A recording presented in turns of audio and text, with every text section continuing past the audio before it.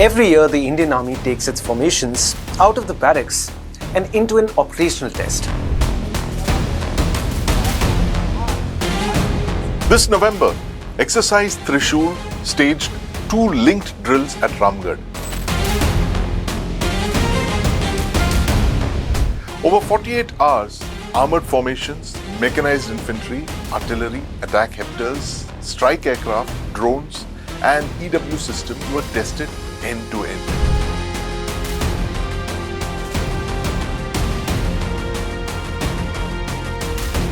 Not just mere weapons, dynamic response strategy, that is the key. Kinetic as well as non-kinetic means, it's a different fight.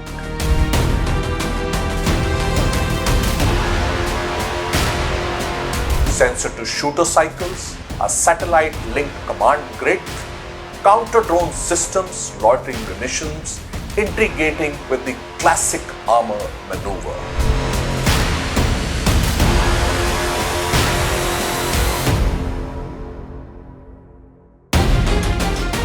This wasn't for cameras. It was a rehearsal of combined arms at scale. A moment to see if formations now move, sense and strike as one.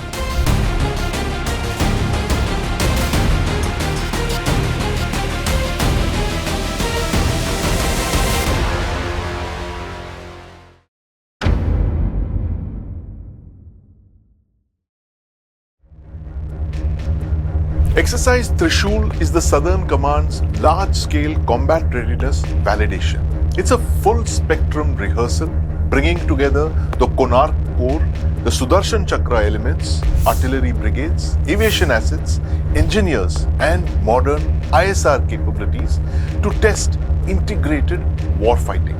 Functionally, Trishul tests 4 things: mobilization, speed, integration of arms and resilience of communications under EW stress. Sustainment over extended operations is also an important facet. In short, all these combined forces can see, shoot and sustain combat effects rapidly and repeatedly. Now, we were dispatched to Ramgarh to cover 2 link phases. Day 1 was Maru, Jwala, and Day 2, Akhand Prahar. Both of these were parts of Trishul's validation chain. So the Ramgarh General Area. Firm sand, clear visibility, and an operational footprint laid out with lane markers, gun pits, drone pads, and observation posts. Over 2 days, we observed live maneuvers, air integration, and network targeting across contiguous sectors. Chakra was there to witness and document how the formations operate together and to report what worked and what needs further rehearsal. This will soon be the proving ground of the network-centric warfare capabilities of the Indian Armed Forces. Today, Chakra News is in Mangalya's village of Ramgarh General Area in Jaisalmer district of Rajasthan, and we are here to witness the culmination stage of Exercise Maru, part of Exercise Trishul, a tri-services exercise where the Indian Armed Forces will demonstrate and validate the capabilities that will neutralize any threats that emanate from the modern battlefield. Now, this is a very strategic area. These sweltering sands are part of the Thar Desert. Just about 100 kilometers to my east is Longewala, scene of a historic battle. Another 80 kilometers from here is the international border that separates India and Pakistan. So what should happen? Should an enemy arise and threaten the territorial integrity of India? Well, right here, you'll see soon enough.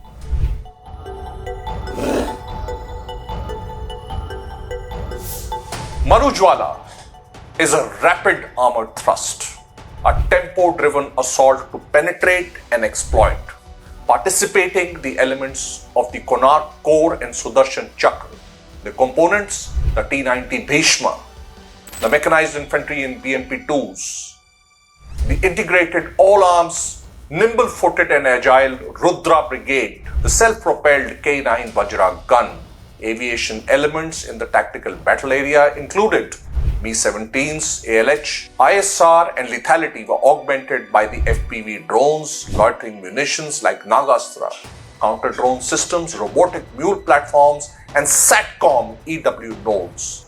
This envisaged an operational validation of Rudra, Bhairav, and the Ashni, including an airborne assault by the special forces, the entire spectrum of war and deep air-land battle. The opening phase was ISR driven.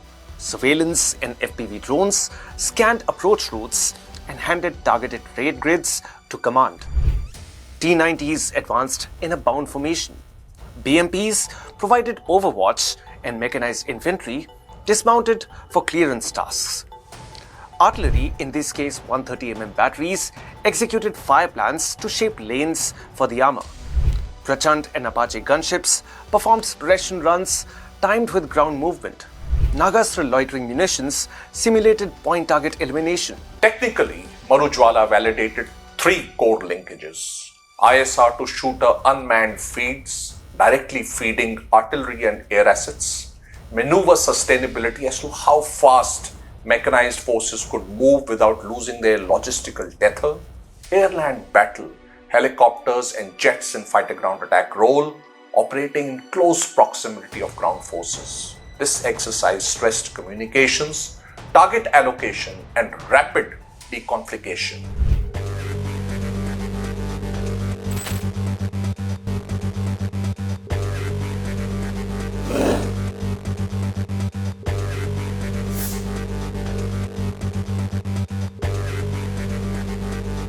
Akhand Prahar was depth warfare, sequential, layered strikes from own security zone till as late as hinterland battle, designed to disrupt, fix and destroy.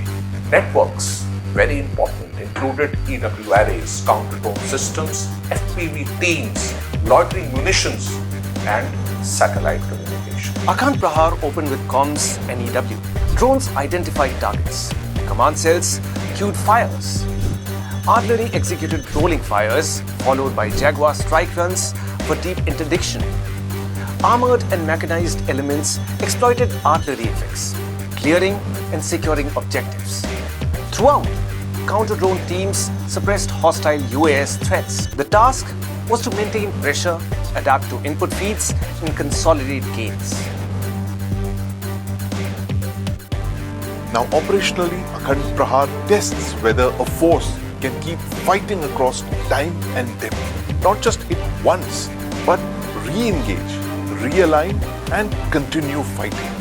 It's a drill on tempo, resilience and sustained jointness. They're finding out whether the entire system can sustain cycles of observe, decide and strike without losing integrity. This terrifying beast of war is the T-90 Bhishma, the spearhead of the Indian Armoured Corps. Weighing at about 46 tons, it's armed with a 125mm main gun. Behind me is a 12.7 caliber anti-aircraft gun. Now what this tank can do, just a brief glimpse was available today in Exercise Trishul. What it can really do is for India's enemies to know.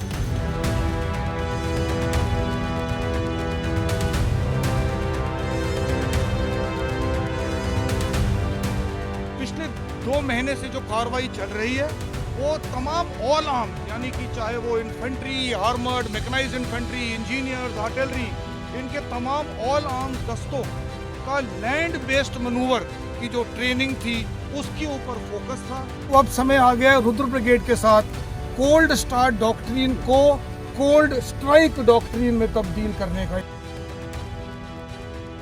Across both days, 3 strategic trends were visible. First, network decision loops, ISR drones, FPV platforms, satellite links, and EW protection created a rapid sensor to shooter cycle. Command decisions move faster as the data moves faster. Second, the fielding of counter-drone assets, jammers, and layered air defense. This is now a central field requirement. The human-machine combination, robotic mules, sensors, remote sensors and automated targeting reduce routine work and free soldiers to focus on critical decisions. Yet people remain central. In 2 compact days at Ramgarh, Exercise Trishul rehearsed a modern coordinated battlefield. tanks still matter. Guns still shape battle. But the edge now comes from how quickly data becomes action. Maru, Jwala and Akhand Prahar showed not just what the army has, but how it's learning to use it in concert. Now that's learning, that's a strategic leverage. Bottom line, readiness is not a single measure. It is a network of measures. Logistics, sensors, communications, tactics and training. Exercises like this show where progress is real and where the work continues. And as I heard, तैयारी अभी जारी है, इस बार पहले से ज़्यादा भारी है. From the Chakra News Studio, thank you for joining this special report. Stay with us for more on national security, defense and technology.